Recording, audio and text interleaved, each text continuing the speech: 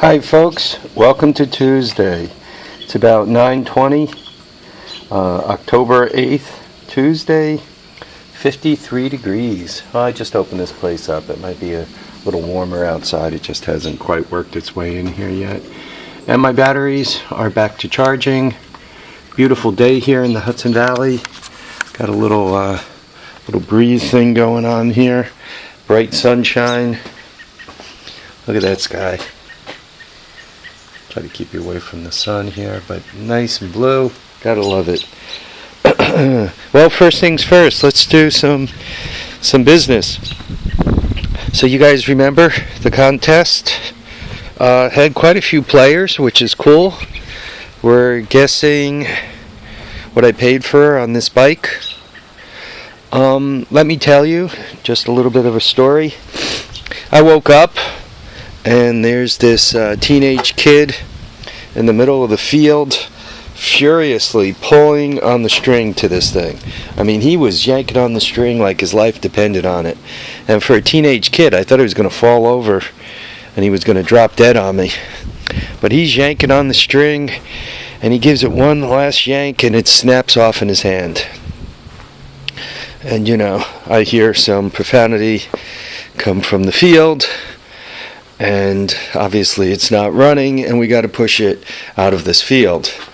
But I took a quick look around and it turns out he didn't just roll it down the hill to the field. There was some circles in the field and all, so he was obviously running it. So it did start and it did run.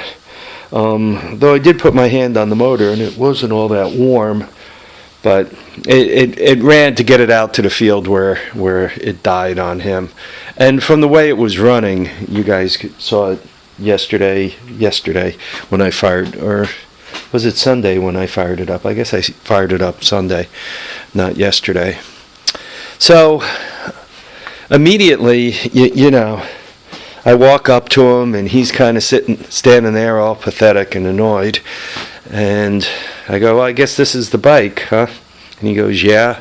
And I go, what are you asking for it? And he says, I'm asking 400. And I kind of look at him, and I look at, you know, the string, half the string in his hand, and the bike sitting there. And I said, I guess we need to push it, eh? And he goes, yeah. I'll tell you what. You can have it for 200. So I looked at him. I looked at the bike. You know, at this point, I took in the plastic being cracked. I smelled gasoline. I wasn't sure the gas tank was leaking. I confirmed it later. But I did see the bubbles on the side of the tank. And, you know, I opened the tank and looked in, and I saw that, you know, it had that stuff in it. As a matter of fact, the tank's right here. Tank's got enough bronze on it. I didn't know, could you guys see that? I mean, they actually brazed in a patch there, and you could see the spigots bronzed, I guess. Actually, it looks like they've replaced almost the whole bottom of the tank. Anyway, I have it leaning like that so it doesn't drip all over the floor.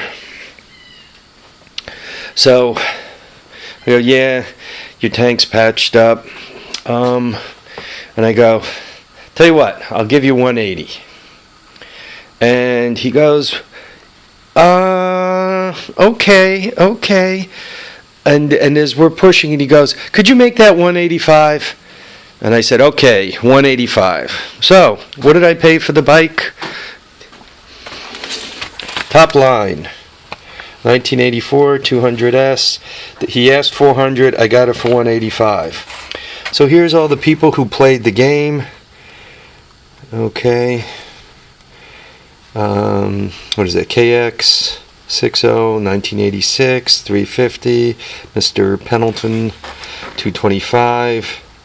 JJ4 FR 2009 325. Army Boy 922 250. DW Morgan, I guess he jumped in a couple of times, once at 100, once at 200. Jeffrey Waldrop 310. Mr. Noda 500. 350. Musty One, who actually won at 187.50. Musty One, you were my winner at 187.50. Mechanic Man 66, 250. 11, Mr. Ewan, 275 or 3 1/4. Raymond, the guy who makes me crack up, 150. 6-7, 9 BS, 250. Wally, 275. Marcel St. Jean, Long Live ATCs, 300.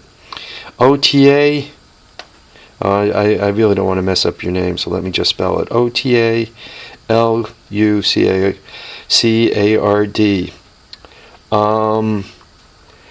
He told me a story in his. But I put him down for 200. Anyway, 250 SX. He calls a guy for it. He's trying to close the deal, and the guy stopped answering the phone. I don't know if this was Kijiji. I think OTA Lucard is from Canada, so I don't know if it was a Kijiji deal. But the guy won't answer the phone for him, so he has his girlfriend call, and the guy picks up for the girlfriend and tries to pick her up. So that's kind of cool. Well, it's not cool to have happen, but it's a cool story to tell. Mudslinger 99, 2 1/4. Rob's Pack and Shine 250, and MTBM 123. Who, by the way, just put up a cool video of his truck passing everything. My trucks don't pass anything, including gas stations. My trucks normally don't pass too frequently. 175. WTBM 123. I thought you were going to win, but Musty One jumped in front of you. Musty One, send me your address and name and address, and I'll send you the $20. You won $20 fair and square. Thanks to all the players. There was quite a few of you. 1, 2, 3, 4, 5, 6, 7, 8, 9, 10, 11, 12, 13, 14, 15, 16, 17, 18. 18 players. That's a kind of a new high. The last contest, I don't even think I made it to. I don't think I made it to 10. I don't think I made it to 9. So I more than doubled the number of players. So thanks everyone for playing. It was a lot of fun. I'm always curious to kind of see what your guesses are, because if you guys were all to guess $75, right, $50, $25, I'd be sitting here going, boy, you guys get great deals on all-terrain vehicles in your neck of the woods. But generally speaking, most of your guesses were really pretty close to normally what I kind of pay for them, and normally what this area normally asks for them. So that kind of tells me that we all kind of pay, give or take, $1.50 the same. Musty One up there, if you guys go to his channel and watch some of his videos, particularly he does a lot of garage sailing and all, that guy gets great stuff. There are weeks he does better out of the free piles. Normally when people have a garage sale, whatever they don't sell, they kind of bring to the curb and say you can have it. Well, he does better at what they bring to the curb a lot of weeks than I do buying stuff. So he's got a nice gig going on up there, up in the New England. Anyway, so Musty One, send me your address. We'll get going on it, and I'll send you some money. And other than that, contest is over, and thanks to all that played. I mentioned the big project I want to build, that I want to alter that gas tank, and I got a couple of comments, and I'm actually going to take these to heart, because I was kind of thinking of them, but I didn't. I was kind of avoiding it. After 400 and change videos and about a year now, you guys probably all figured that I'm a little bit attention deficit, that I have a tendency to go from one thing to the next. As Raymond Earl says, kind of a magpie, a bird that kind of goes from one shiny object to the next. And that's true. That's true. My attention span is that of a mosquito. You know, it just wants to get to the next warm body and draw blood, right? And by the way, guys, check this out. My batteries are all charged. As you can see, once again, my attention span is just horrible. That's completely true, and I kind of go with it because when I wake up in the morning, I never know what I'm going to do. I mean, obviously, on days that I have to go to work, I know exactly what I'm going to do. But on other days, I kind of get up and I kind of beat around. I unfortunately, from a physical condition, and I got a bunch of interesting medical records, so I should probably send you guys do a quick video on it and show you guys. But unfortunately, I have a bit of a chronic pain situation, and though I do not take any medication for it, because if I took medication for painkillers, oxycodone, Tylenol, 4 and all that kind of stuff, you have a tendency to not get as much done. So I guess my belief is I run wide open until I can't move anymore, and then you'll see, particularly later in the week, I normally kind of slow down. I don't get all that much done. So for a lot of folks, like I got those attic stairs over there that really need to be installed. Well, there's, I kind of have a problem about installing them. Physically, it actually kind of hurts. It's going to kind of hurt to, carry it up there on a ladder and, all the gyrations I'm going to actually need to do to get those up. So where, and even moving things around, like moving some of these heavy objects around, actually caused me a bit of physical pain. And for some of you guys my age, you kind of work your way toward that magical 50, and you realize that you're paying for all the sins of your youth, all those really cool motorcycle crashes, all those amazing things we did with cars, whether it was Dukes of Hazzard or Evel Knievel jumping the gorge. I did my gorge jump on a Honda 50, and by the way, didn't make it. So, you begin to pay for all those sins, all those bumps, bruises, crashes, broken bones, concussions. You begin to pay for those in their 50s. So for the young folks out there watching that, consider this advice. Try not to do any damage to yourself that you'll get to feel when you're 50. The interesting other thing is when you wake up and you feel the pain, you can almost remember back to when you did the initial injury, whatever it was. So I have a tendency to kind of move toward projects when I'm feeling pain that hurt less.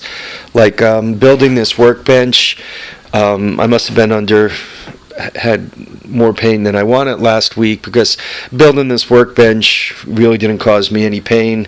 Putting up this shelf didn't cause me any pain. Putting the next shelf up meant I had to do some climbing and twisting around that, which did cause me some pain.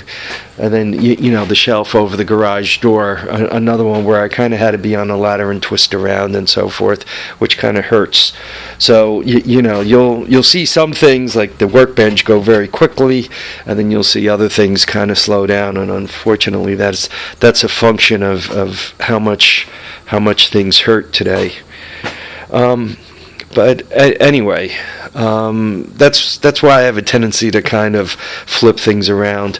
I think from Musty One and D.W. Morgan, they both D.W. Morgan made the comment, too many projects, and Musty One says you're being distracted from your garage thing. So I did announce that build, and I do plan on doing that build, but I am going to put a little more time in on the garage first. I need to, I think these guys are right. If I take this the next couple of steps, I'll be in better shape in the long run.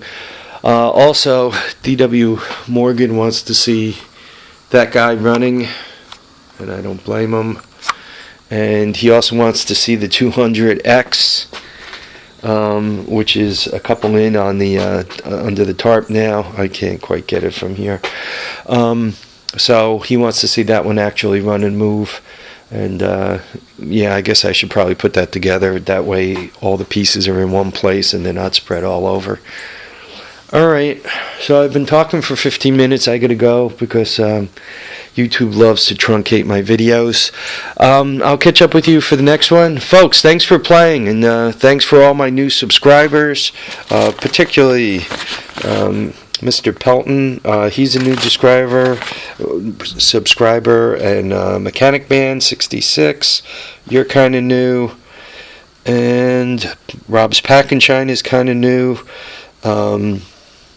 For all my old subscribers, keep the comments coming. Jeff, you might be kind of new too. Jeffrey there. Army Boy, you haven't been around that long. JJ4FR2009, you haven't been around all that long either. So anyway, thanks to all my new subscribers. Remember, tires down, handlebars up, and try not to damage yourself such that you feel it so bad when you turn 50. Thanks for watching, folks.